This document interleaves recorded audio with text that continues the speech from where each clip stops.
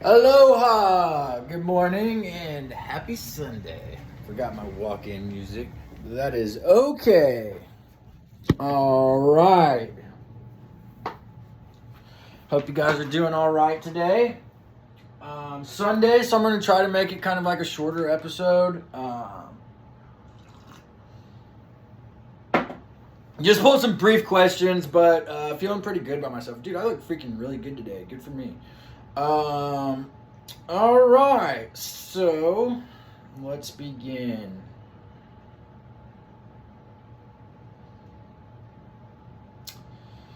All right, first question. Hey, Mr. Value Add, how many enemies do you have? A shitload, man. I made a shit ton of enemies. I ran the 2 play, so I made a lot of enemies, a bunch of lawyers, a bunch of people in the solar industry, the copier industry. But I've noticed, the more attention you pay an enemy, the stronger you make them, and the less interest you reveal, the more superior you seem. So that's kind of been my take on the matter. So, next question. Any advice on scaling a company? Excellent question. Yes, I would say this is something I learned when I was working selling copiers in Tallahassee. Okay, so what I would do, or what I would recommend, is if you've got like a sales team and like you got like a bullpen and you got sharks hitting the phones, I would recommend giving them call sheets, like paper call sheets, and having them take notes and just knocking out calls. Because that's one thing I gave everyone more work to do, like I said, is because, obviously you still have access to your CRM and everything, but what that does is it allows you to just crank out more calls and, then pass off the call sheets to like the secretary or something and let them update the information into your CRM. So that's one thing I would recommend doing. And obviously you do what you can, like type in what you can into your CRM.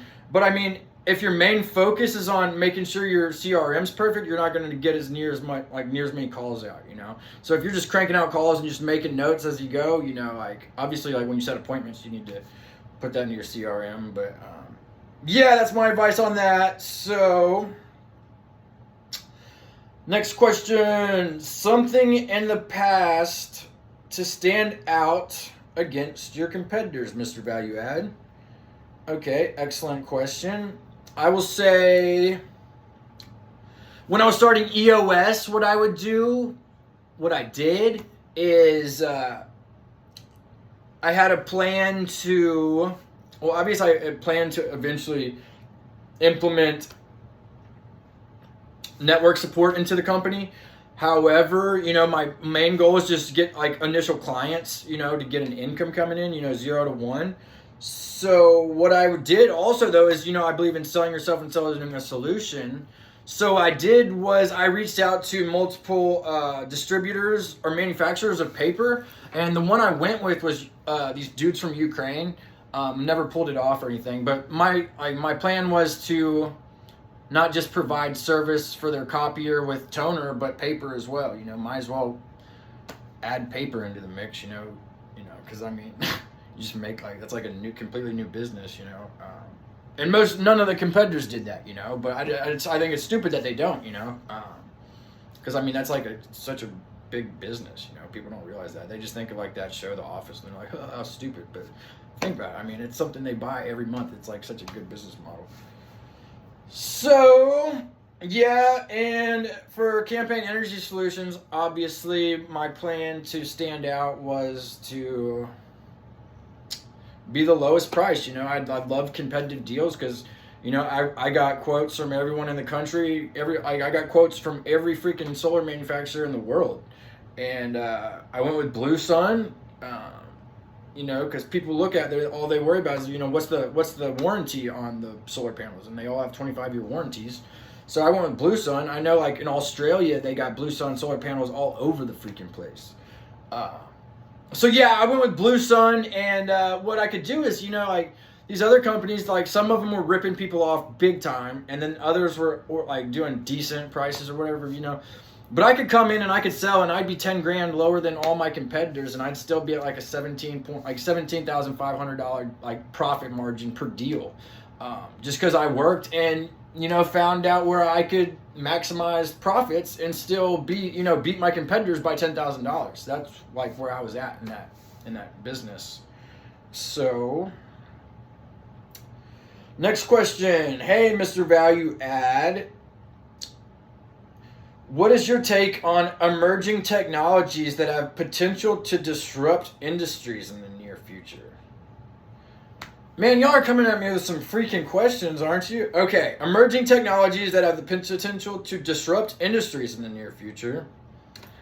I will say the company Waymo. I don't know if y'all have heard about them, but I know it was like Google, you know, like Larry Page and Sergey Brin or whatever, like they like kind of, I don't know if they funded it or whatever. I know they played like a big major part in it.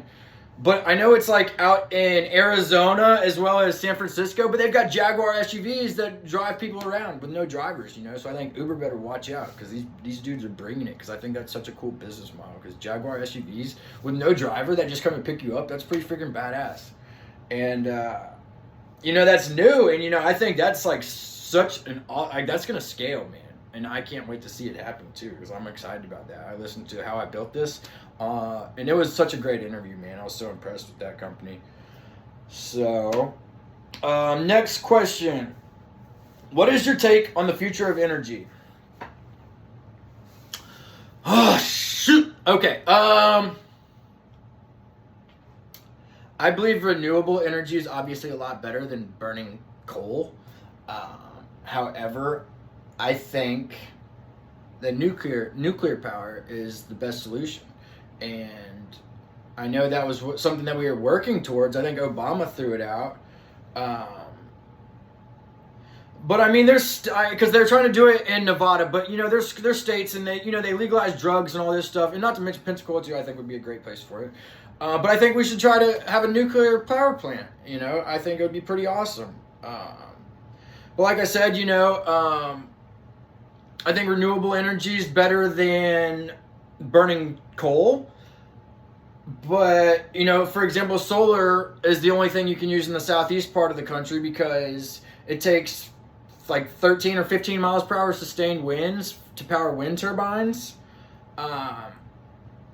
So the southeast part of this country, we can only use solar, you know, because wind turbines won't be effective. So I believe nuclear power, you know. I think that's the best solution for our planet. But like I said, you know, I think, you know, so renewable energy is not bad. I'm just not sure if it's sustainable long term, you know. And I'll get more into it, but that's just like my take on it, you know. I'll talk more about it, but and more about the solar industry, because like I said, you know, solar is not the worst option, but I don't think it's the best option either. So I guess I will end there, and I'll throw in a book review too, okay? So this review, I will say, anyone who is into gaming, like video games, like PlayStation and stuff like that, that's also interested in like making money. Eric Sue, my dude on marketing school, his book Leveling Up, Level Up. It's such a freaking good book, man. And it's about he's like a gamer, and you know, he's like a super successful businessman, and he basically talks about, you know, gamifying business. And it was an inspirational read, man. I'm freaking such a huge fan of that dude, man. So like, if you or your kids or anybody's like into gaming, you know, that's the book for them, I promise you. So anyways, happy Sunday. Crushed it. And remember, I love you, and that you can be what you will to be.